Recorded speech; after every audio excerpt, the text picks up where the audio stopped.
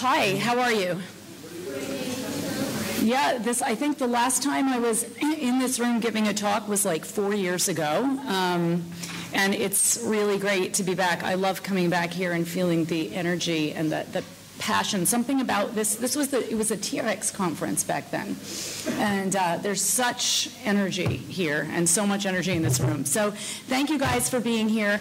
Before I get started, we have a newsletter for, I'm the co-founder of ProVeg International, which is, used to be VBU, Vegetarier-Bund Deutschland, some of you may be familiar with, and we'll be just passing around a sign-up sheet, so that'll be coming around now.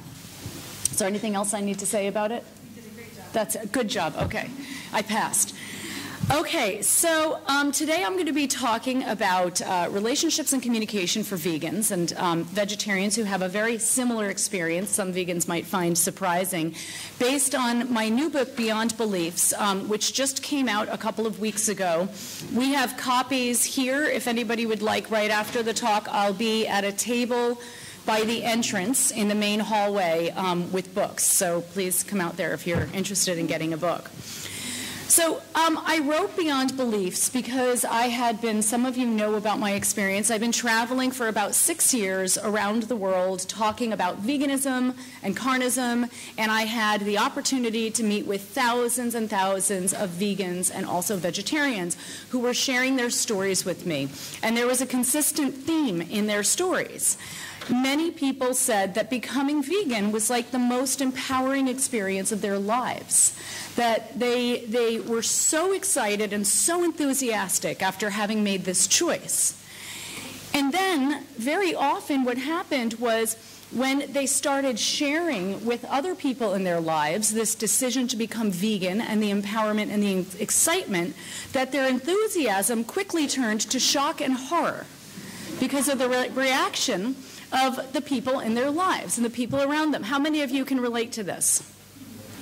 It's a pretty common experience. So how many of you have actually struggled specifically with this problems in communicating about veganism or in just relationships that you have had with people because of your veganism? It's a pretty, is there anybody who's never had a problem with it? I want to interview you. I'm fascinated by you.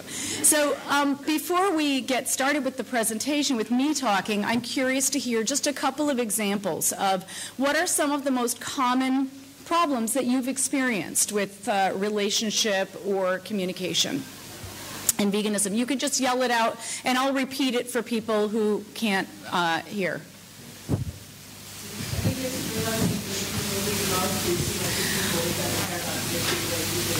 Okay, so she said it's realizing the people that you love who seem like good people don't seem to care about the issue. Can you relate to that? So like the question is, how do we maintain a connection with people in our lives and maintain this love for people who are making choices that violate our deepest values in some ways?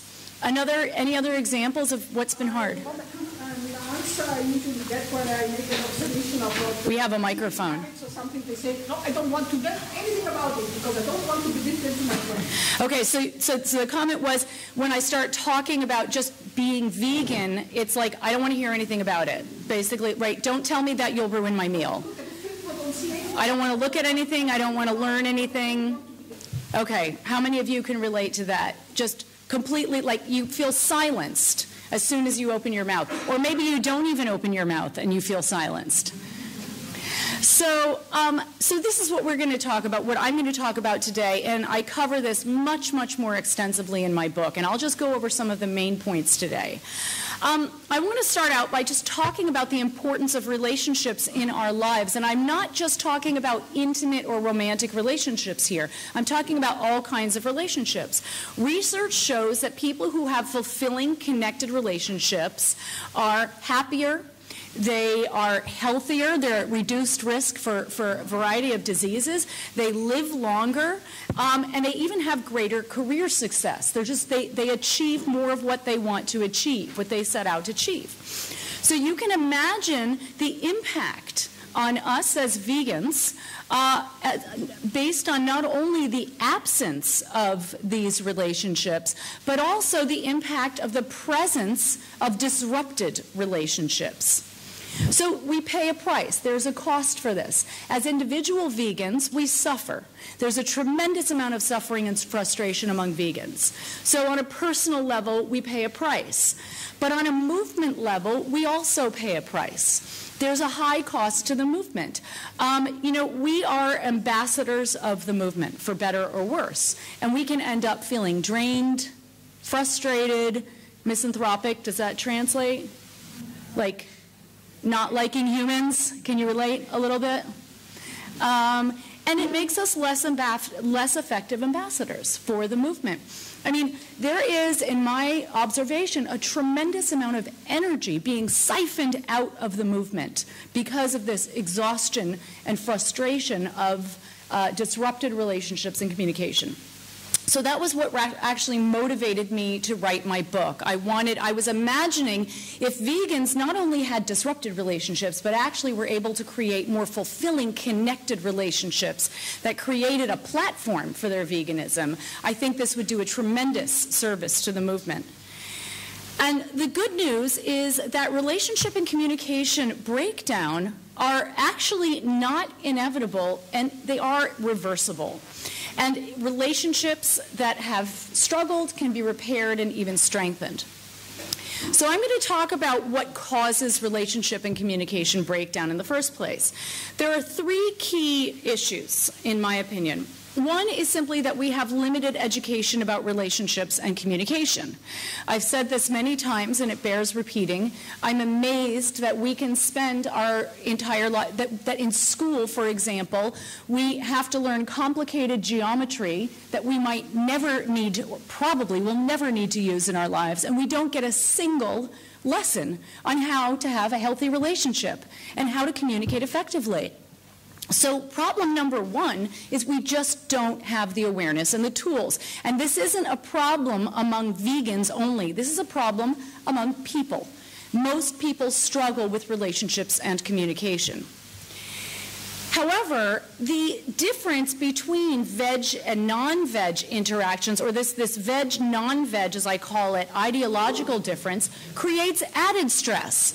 Because not only do we not have a foundation of tools and awareness for creating healthy relationships and effective communication, but now we have this complicated issue that people are deeply defended against to try to navigate. And so this causes a special set of problems.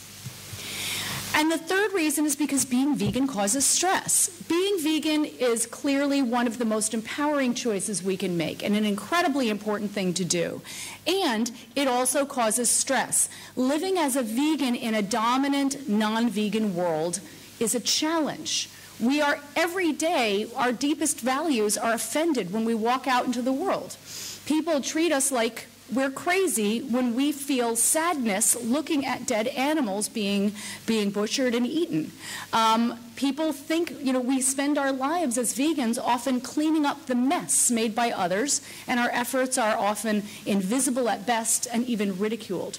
So there's a tremendous amount of stress that we have to deal with, and this stress impacts our emotionality and the way we think about the world and the way we relate to others and also to ourselves.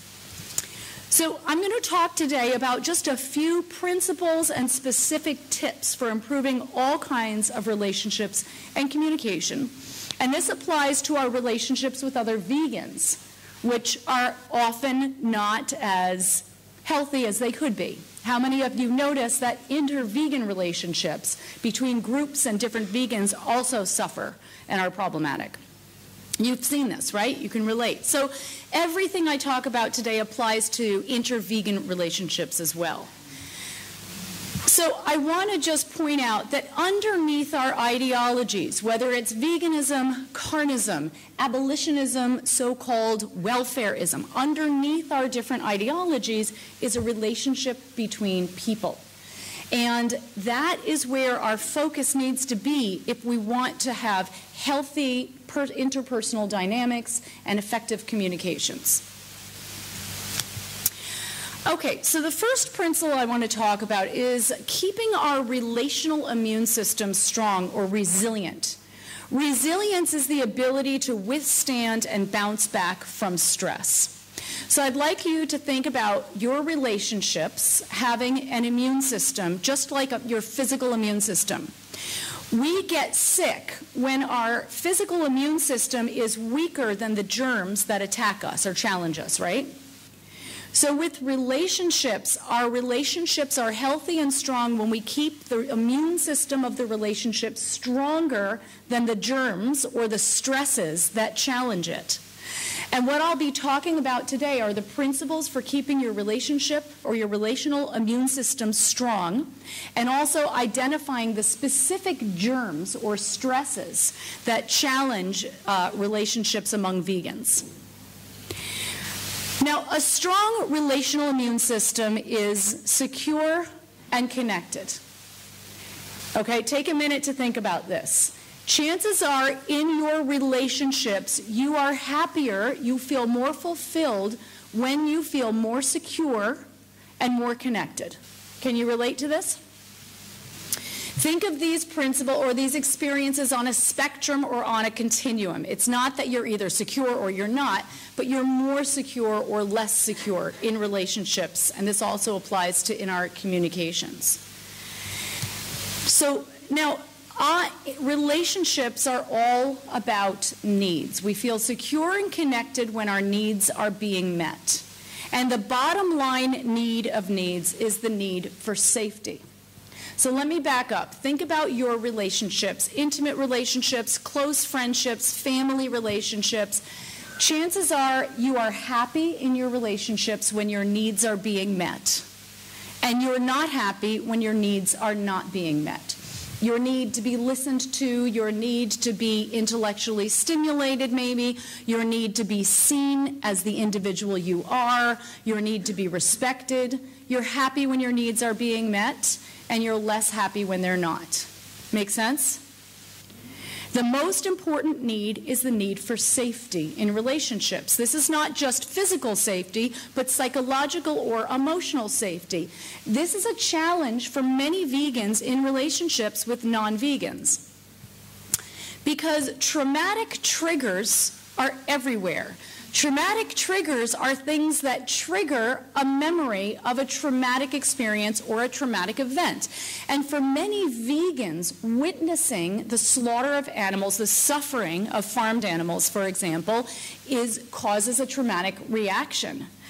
So one of the things that we need to be able to do as vegans is to identify and articulate our own boundaries. Often vegans, how many of you can relate to this, feel anxious or insecure or unsafe emotionally when interacting with non-vegans because we're constantly worried about having to witness or hear something that reminds us of what upsets us so much. Can you guys relate to this? And so then when you ask somebody to please maybe keep the turkey in the kitchen and not cut it up right in front of you, or maybe order the veggie burger instead of the hamburger, often people feel like you're trying to control them. When for many vegans, it's not about control, it's just about feeling safe in the presence of somebody else. So in my book, I have a lot of, scripts, because I know it's hard to talk about these issues. You can just photocopy and give them to the people in your life. Or you can take them and modify them to make them into your own words and send them off in an email or something. And here's an example of how to talk about boundaries or create safety. Do you need me to read it, or can you read it yourselves? You can read it? Okay, good, because I can't really see it, so.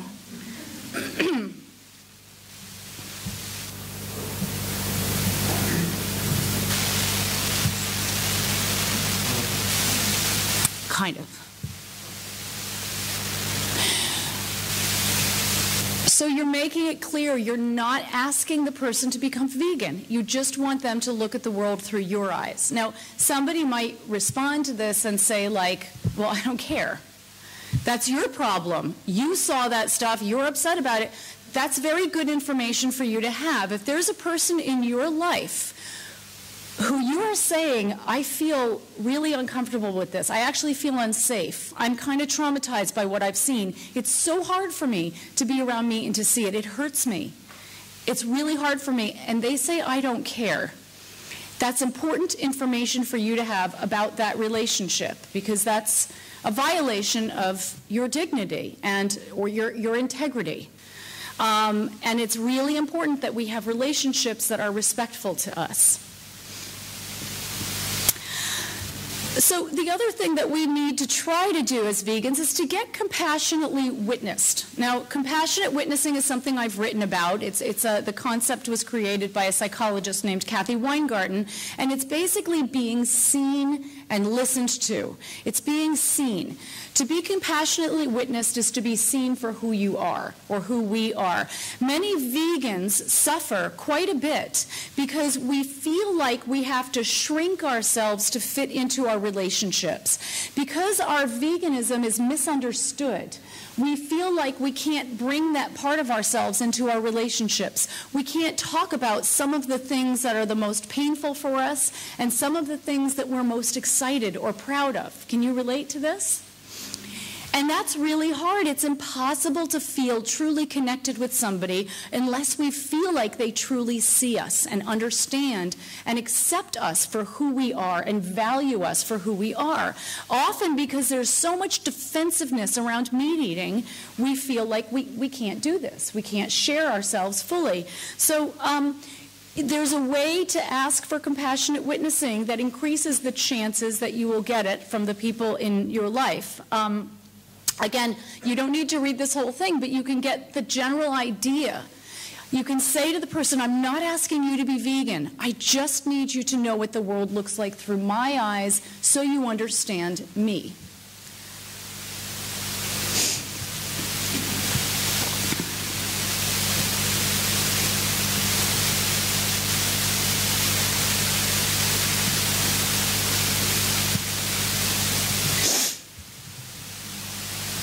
So this is a shortened version. There's a longer version in the book. You can chop it up, use it however you want. But what you're saying here is, I want to be more connected with you. And I can't be if I feel like you don't see me in this really important way. Everybody needs to know that their inner world is seen and appreciated. If you're in a relationship with somebody who's really like obsessed with cars and you don't care at all about cars, if you want to have a healthy relationship with that person, you're going to need to learn about cars to some degree so that you can understand their inner world. So we have a right to ask for this, and in fact a responsibility to ask for this. And just to make it clear, I'm not asking you to become vegan, but I need you to know enough about veganism, because if you don't, you won't understand what the world looks like through my eyes, and I won't be able to feel connected with you.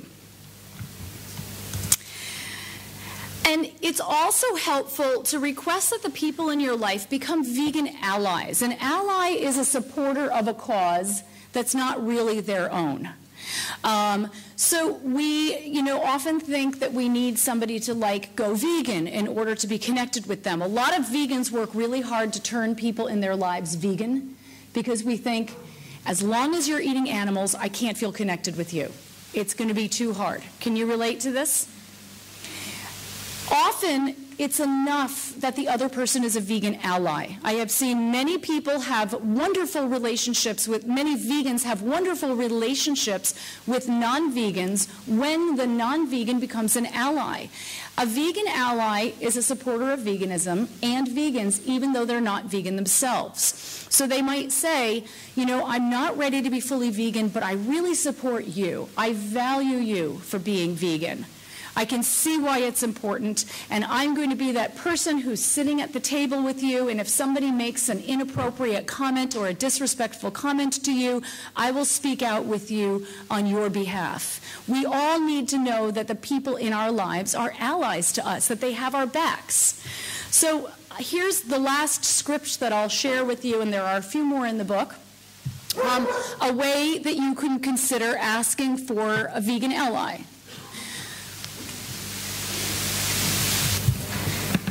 I'm afraid I'm going to fall if I lean forward.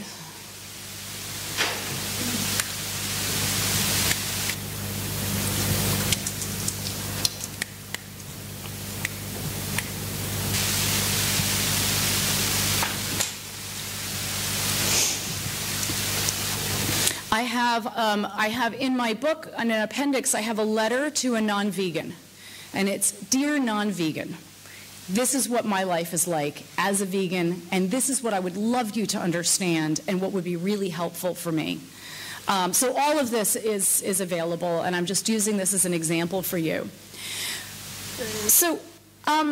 So keeping our relational immune system strong is keeping it secure and connected, even if it's a very casual relationship. I mean, obviously, we're not going to invest that much in relationships that are not that close to us, but many vegans have many close relationships that have suffered and need to be able to communicate about this problem in order to help heal it.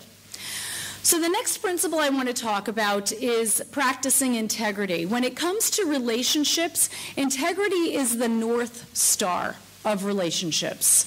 When we practice integrity, we integrate our core moral values with our practices. So we practice the 3 C's: curiosity, which is an open mind; compassion, which is an open heart; and courage, which is the courage to be vulnerable, the courage to be open, the courage to be authentic. Even if the other person isn't committed to practicing integrity, we can do this. And again, we get important information about our relationships if we consistently practice integrity and the people around us are not responding positively, then we know something about those relationships and we have to decide whether we want to stay in them or distance ourselves or whatever. Practicing integrity enables us to avoid judging and shaming. And judgment and shame are the Achilles heel of relationships and communications. It's the biggest problem in all relationships, and a lot of us probably have seen this, a lot of you have probably seen this in inter-vegan relationships, relationships between two vegans. So I want to talk about these 2 terms briefly, and I'll start with shame. And I want to just ask you, what do you think the difference is between shame and guilt? Does anyone know? We use these 2 terms synonymously, but they're not the same. Yeah? Shame comes from outside and guilt from inside? It sometimes, but not 100% of the time. Maybe shame is trying to make others feel guilty, or at least causing others to feel guilty? Sometimes, but not all of the time. There's a key difference.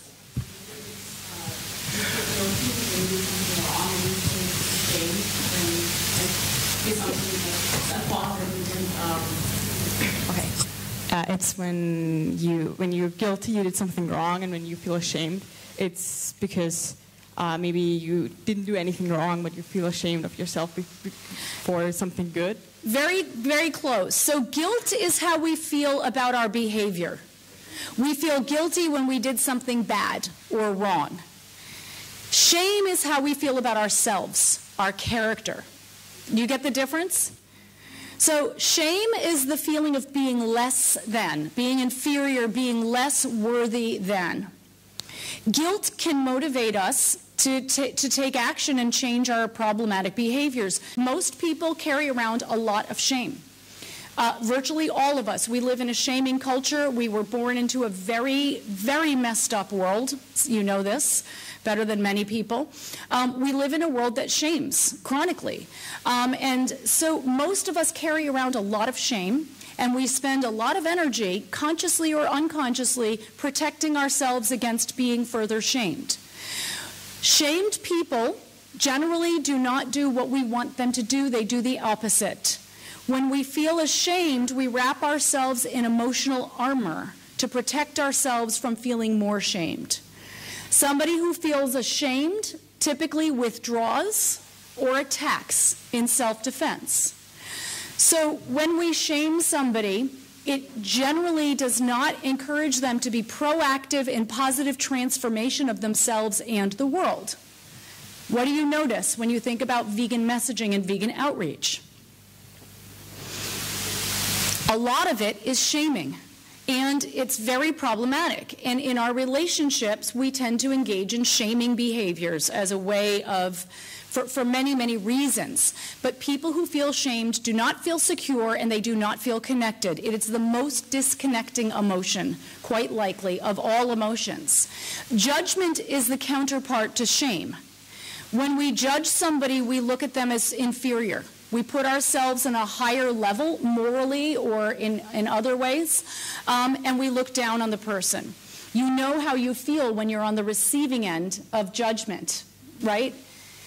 You're not going to feel connected to a person or open to a person or willing to be vulnerable with them. So judgment is the mental counterpart of shame, and judgment and shame are the two most disconnecting emotions and attitudes. So to the best of our ability, in a secure, connected relationship, we commit to being less shaming and less judgmental. I'm saying less because we're human beings, and this is the way we've been conditioned to operate. We also need to do this when it comes to other vegans. Vegans are the engine of the vegan movement, and we still make up less than 1% of the global population. When we shame vegans, we suck away their confidence and their motivation. We take the energy right out of the movement. When we harm other vegans, we harm animals. So I want to give you an example. This is something from Facebook. There are so many of these examples, but you've seen this kind of behavior before. This is one vegan talking to another vegan.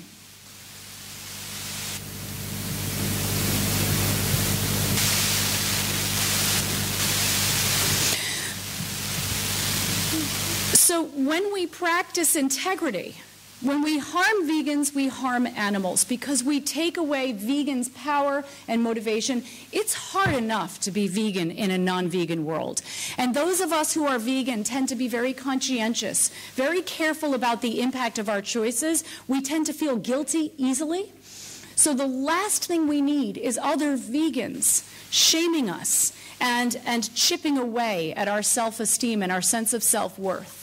So when we practice integrity as a principle, when we commit to integrity, to curiosity, compassion, and courage, we reduce the likelihood that we shame the people in our lives and other vegans that we might be communicating with.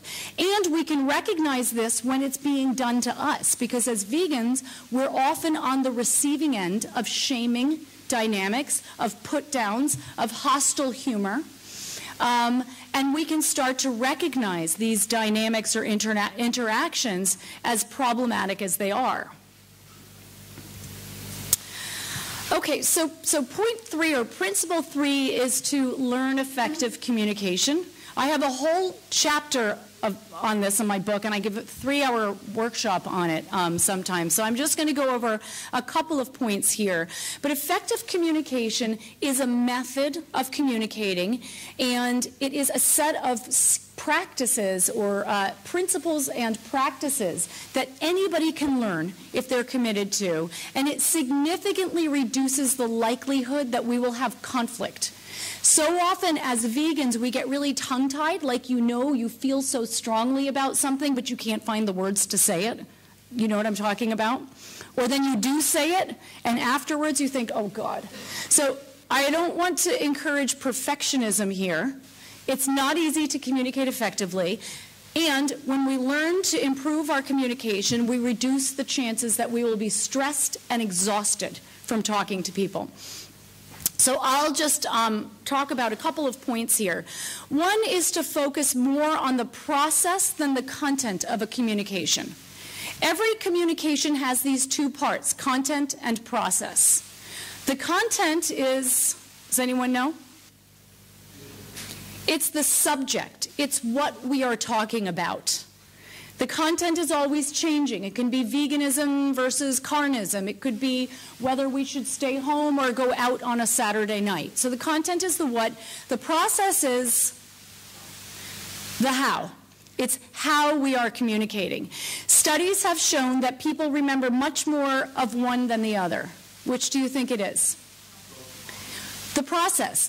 Think about your own experience. Think about a conversation you had last week or yesterday or last year. Maybe you don't remember anything that you really talked about, any of the details, but you probably remember how you felt in that interaction.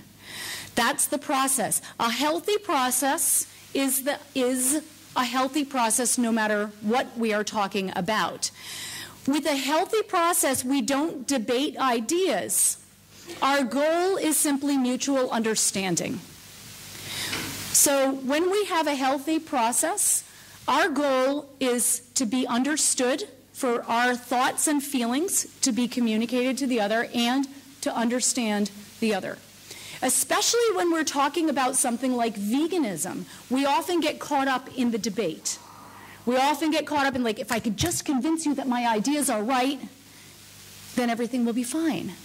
But we don't attend to the process. And in our process, are we curious? Are we open to what the other person is saying? Are we compassionate? Are we connected with our empathy in that moment? Are we witnessing that other person? Do they feel seen by us? Do they feel heard by us? Are we practicing courage? Are we being honest about ourselves and about what we think and feel? So again, this is a process. It's not either or. It's not that we have a healthy process or it's unhealthy. It's that it's a matter of degree. In a healthy process, we don't define the other person's reality. Defining reality means we tell the other person what's true for them. We make ourselves experts on the other person's thoughts, feelings, motivations, and needs, even if they tell us otherwise. So, for example, when a non-vegan says, "I love animals," we might say, "No, you don't, you eat them." This is defining reality. When people's reality is defined, they automatically get defensive. They feel invalidated, they can feel ashamed, they protect themselves by becoming angry, and it often makes them even more strongly defensive against what we're communicating about. Another way to say this, if the vegan says, "I love animals," the non-vegan says, "I love animals," the vegan can say, "That's good to hear." And I've actually used this, had a conversation like this with a non-vegan, who then ended up becoming very open to veganism. The animals in this world have a really hard time of it, and they need all the compassion they can get. I care about animals too, that's why I became vegan. So we want to water those seeds. We want to focus on the part of that person that we want to cultivate and grow, right? Or you can ask a question. So you love animals, what kind of animals do you love? Is there one particular animal that's your favorite? Encourage them to connect with their love for animals. That's what we're trying to do as a movement anyway. Sometimes vegans do this to each other. Like the vegan says, "I want to create a vegan world." And the other vegan says, "Well, no, you don't. Even though you produced movies that changed millions of people's views on eating animals and dedicated your life to the cause, you use non-vegan soap, so you're a hypocritical animal murderer." You get where I'm going with this. So one of the greatest gifts we can give to other individuals, vegans and non-vegans, and the animals, of course, is to allow them to be the expert on their experience. Don't make up a story about what somebody else is experiencing, because you can't know. None of us can know. And the other person will feel validated and respected and be much more likely to connect with us in an open and healthy way. Okay, so principle 4 is to identify the germ of carnism. I started out this talk by saying that relationships get sick when their immune system is low, when they're not secure and connected, and when lower than the germ that challenges it. In a veg-non-veg relationship, one of the main germs, the two key germs, is carnism. Now, a lot of you here are already familiar with my work on carnism. I'm not going to talk about it here in any detail. I'll simply point out carnism is the invisible belief system that conditions people to eat certain animals. I should know that. It's a cycle. It is a mentality, okay? So carnism is a way of thinking. It's a mentality. It's the opposite of veganism. And it's internalized, and it causes people to become automatically defensive to vegans and the vegan message. In my book, I talk about specifically about the impact of carnism on relationships and about how carnism triangulates relationships. How many of you have heard of this concept of triangulation? I'm just curious. Okay, so it is a psychological term. It's used by people who work with families or couples, therapists who work with couples. A relationship becomes triangulated. It means it becomes a relationship of 3 elements when a third disruptive element is introduced to it. So, for example, if in a couple, one person starts having an affair, even if the other person never knows about the affair, that relationship becomes triangulated because the affair affects the relationship between the couple. Make sense? Relationships can become triangulated when an in-law becomes intrusive in the relationship, or when one person develops an addiction. The addiction changes things. The addiction disrupts the relationship. Carnism triangulates relationships. People in relationships, vegans in relationships with non-vegans, are often in a relationship with the non-vegan and with carnism. It's an invisible element. So one way to think about this is to think it's not me against you. It's me and you against carnism, which is getting in the way of our connection. Most people want to be connected and happy in relationships. Now, Carnism uses these defense mechanisms that distorts people's perceptions of animal products and also of vegans. And I write about this quite a bit in my book. I'm not going to get into it in detail, but I write about the specific ways that Carnism impacts relationships, and not only intimate relationships, but all kinds of relationships between vegans and non-vegans. And I'll give you one example here. Carnism distorts perceptions of needs so that when a vegan makes a neutral request, it's perceived as an unfair demand. Okay, and I'll repeat this or summarize this. Often, maybe you guys have experienced this. When you talk about what you need as a vegan, the other person who's not a vegan feels like you're being controlling. Have you experienced that? So I need not to see meat in front of me. Well, you're trying to tell me what I can and can't eat and control me. Maybe it's the other way around. Maybe the person who insists on eating meat in front of you is being controlling because they're forcing you to witness something that you're not comfortable with. So there's this distorted perception that gets in the way of our interactions and of us advocating for what we need and what we want. So, like, just for example, here's the vegan, very nicely asking for something I think is very simple. Would you please keep the cheese on the side of the salad so I can eat some too? Seems like a very reasonable request. In a non-vegan's mind, it's very easy to distort the perception of this person. To see this, you better not put any cheese in that salad of yours, and go vegan, you lousy meat-eating hypocrite. And they react defensively. So sometimes, just asking for something very simple is reacted to with such a strong defense because there's this perception that you're not asking for something simple. You're making a controlling demand on me, and that's unfair.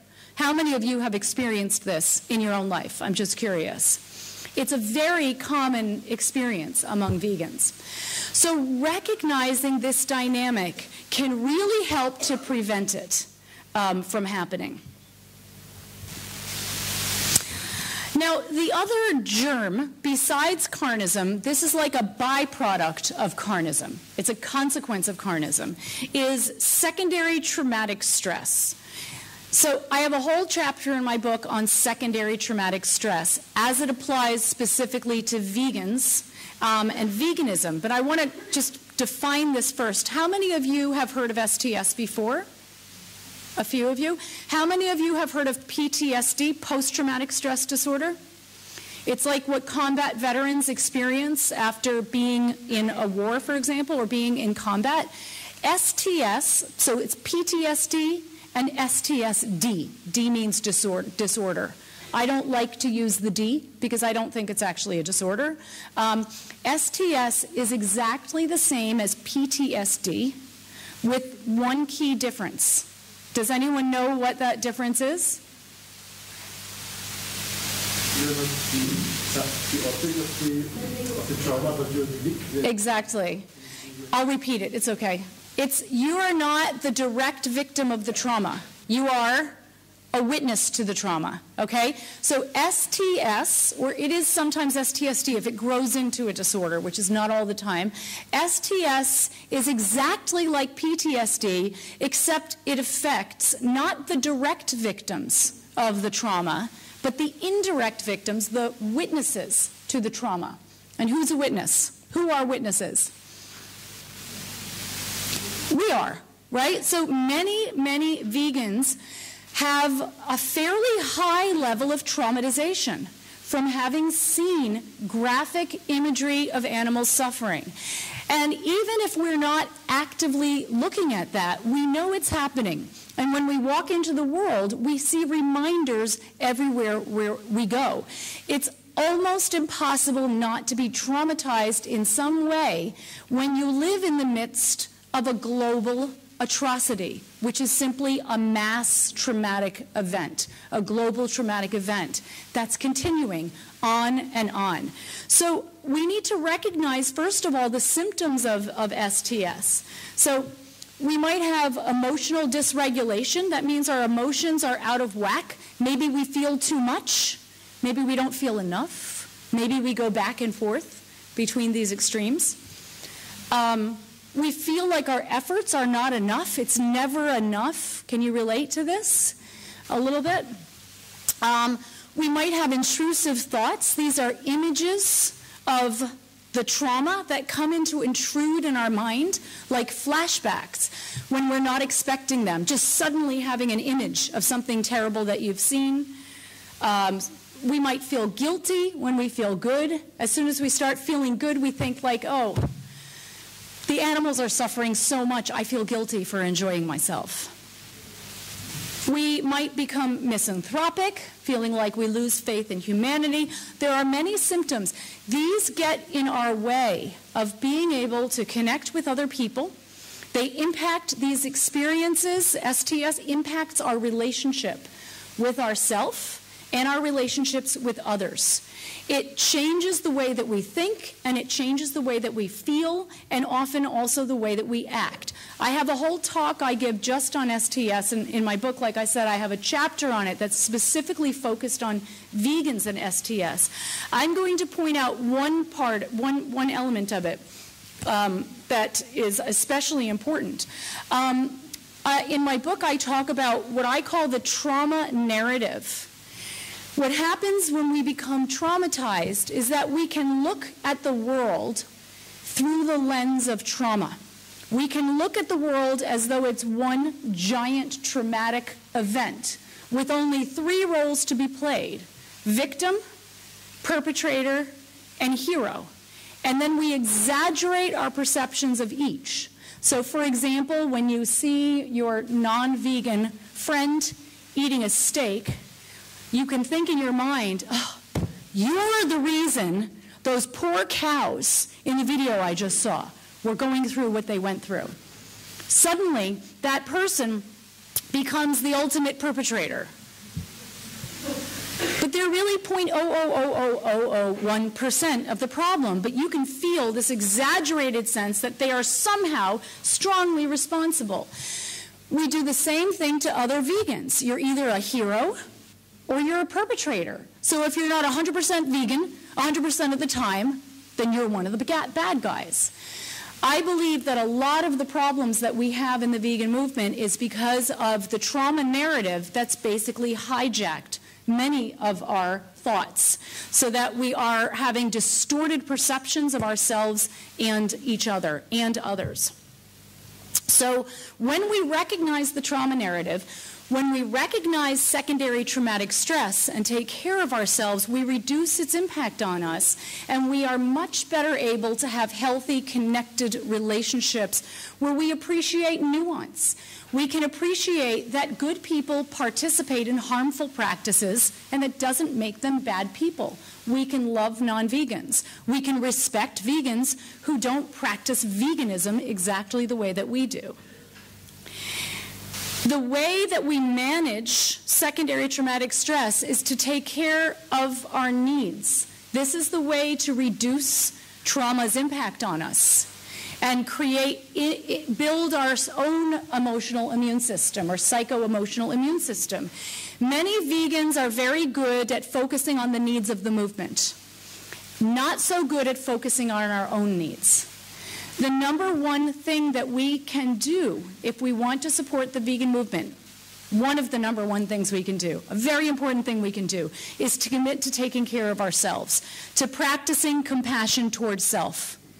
Commit to taking care of our needs every day, not seeing need as a bad word, as something to be ashamed of. I said earlier that relationships are all about needs. We're happy and fulfilled when we feel like our needs are being met, and vice versa. Our primary relationship is with ourselves. If we don't take care of our own needs, that's called self-neglect. When we neglect ourselves, when we don't sleep enough, when we don't say no when we should say no, when we don't nurture ourselves, when we don't have fun, we neglect ourselves. We treat ourselves without integrity. And then we can't be the ambassadors for the movement that we need to be. So the more you take care of your needs, the more you practice love and compassion toward yourself, the more you give yourself permission to be messy and imperfect and complicated and fucked up and whatever else you are, because you're human, we all are, the more impact you will have for the animals. And you deserve to feel good. You deserve to be fulfilled, because we are all animals. And we need to model the values that we're trying to bring about and cultivate in the world. And my final point, I think I saw my 3-minute mark, is, and then we'll hopefully have time for a couple of questions, is to practice acceptance. We don't have to accept the fact that people eat animals. We of course want to change that, but to accept the other person for who they are and not judge them for that. One thing we can do is not work so hard to turn the people closest to us vegan. So many times we focus so much energy on that one person in our lives. If only I can get Uncle Bill to open his heart, I'll have succeeded. We need to go for the low-hanging fruit. All the time we spent focusing on Uncle Bill, we could have spent focusing on hundreds and hundreds of other people who are more ready to be vegan. So if you give yourself permission to love non-vegans, even if you don't love what they do, you create space in your life and in your relationships. And one thing that we can do, instead of saying go vegan, is to simply ask others to be as vegan as possible, which is more realistic, and it's not defining their reality. It's not saying it's so simple, do it now. Asking people to be as vegan as possible gives them permission to move along the continuum toward veganism in a pace that works for them, at a pace that works for them, and it makes it clear that veganism is the end goal. If all people became as vegan as possible, the world would become vegan very quickly. And finally, honor yourself. I started out talking about how it's really difficult to live in a non-vegan world as a vegan. We are pioneers in a very young movement, and it takes a tremendous amount of courage and compassion to live and speak our truth in this dominant culture that seeks to silence us and pull us back into the carnistic cocoon of unknowing. Remember that what you are doing is vitally important. Our movement is young, but it's growing very, very quickly. I have absolutely no doubt that veganism will replace Carnism one day as the dominant ideology. To me, it's not a matter of whether, it's simply a matter of when. So just remember that the work you're doing today is creating a better world for animals, unquestionably, and it's also creating a better world for other vegans, because their lives won't be as challenging as ours. We are creating a world where vegans are going to be able to be honored more fully and respected more fully. So remember that you are a part of a social justice movement that's greater than our individual selves. It's a movement, and I can't say this enough, that I believe will be looked back upon one day as one of the most important and transformational social justice movements in human history.